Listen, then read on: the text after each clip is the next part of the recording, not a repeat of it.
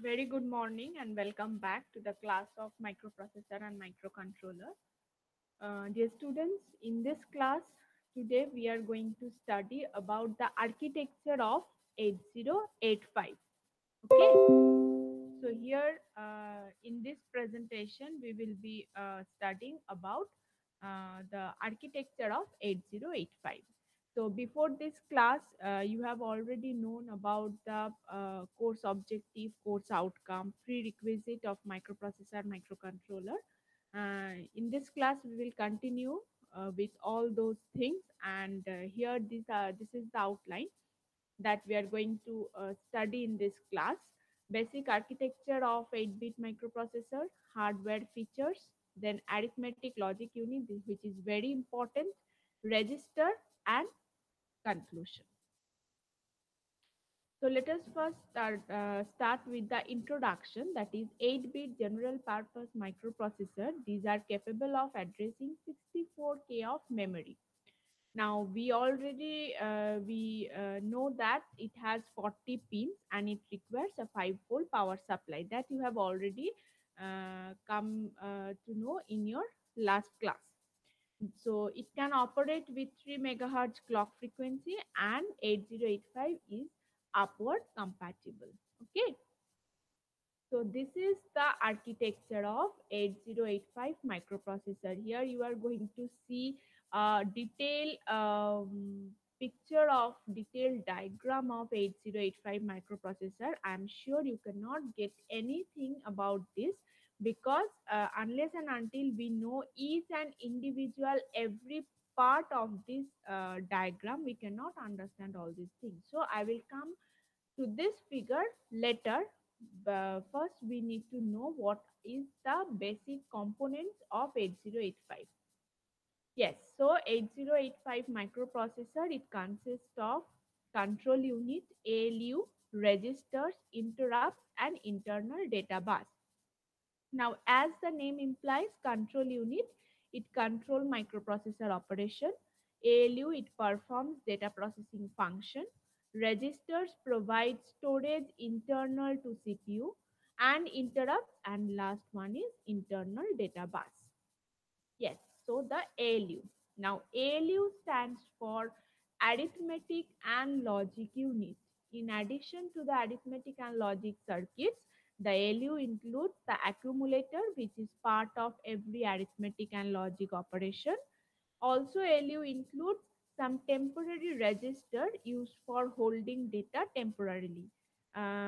If you can remember, I have shared the prerequisite of this subject, and that in that part I have mentioned that digital electronics is the prerequisite of microprocessor and microcontroller. And see here, you are getting the application of registers that you have studied in your digital electronics, right? So ALU includes a temporary register used for holding data temporarily during the execution of the operation. This temporary register is not accessible by the programmer. So these are the registers. Now 8085, it has a general purpose register which is B, C, D, E, H and L. These 8-bit registers, these are all. This can use this can be used singly. That means at a time you can use any one of the register, and also you can use as a pair of register, which is a 16-bit register pair with like B, C, D, E and HL. Now, H and L can be used as a data pointer which holds memory address. See here in the picture you can see B, C, D, E and HL. These 6 are 8-bit registers. Also, they are having program counter and stack pointer which are 16-bit registers. Now, special purpose register like accumulator. Accumulator is a special purpose register which is also a 8-bit register. It stores 8-bit data and stores the result of an operation. Every result of arithmetic and logical operation will be stored in accumulator. In our next classes onwards, we will be studying about different instruction set of 8085, And there we can learn that the answer of every arithmetic and logical, the results of every arithmetic and logical operation will be stored in accumulator, and according to the result, the flags will be affected. Okay. So flag register. This is again an 8-bit register, shows the status of the microprocessor before and after an operation. So the flags are sign flag. S stands for sign flag. Z stands for zero flag. AC auxiliary carry flag. P parity flag, and CY is the carry flag. So these 5 bits are being used in flag register. The others are not in use. So how sign flag will operate? Used for indicating the sign of the data in the accumulator. The sign flag is set if negative, if the answer is negative. Suppose you are being asked to subtract a larger number from a smaller one. So the answer will be definitely a negative, and that answer, when it will be stored in accumulator, the answer, the sign flag will be 1. The status of the sign flag will be 1. The sign flag is reset if positive. So if the answer is positive, it will be reset. So if sign flag is 0, then we can say the answer is positive. If sign flag is 1, we can say the answer is negative. Zero flag. It is set if result obtained after an operation is 0, is set following an increment or decrement operation of that register. So here you can see, in this particular operation we are adding, and after that the result is 0. But then what will be happen? It will set the 0 flag. Now carry flag. If it is, it will be set if there is a carry or borrow in arithmetic operation. So it may be an addition, it may be a subtraction, and if any carry or borrow is generated, then the carry flag will be set.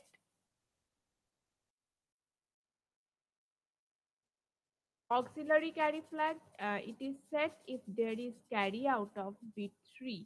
And parity flag, it is set if parity is even, and it is cleared if parity is odd. Again, this parity, even parity, odd parity, you have studied in your digital electronics. So here it is the repetition of that.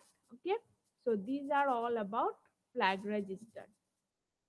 Now let us go to the uh, picture. Yes. So this is the internal 8-bit data bus.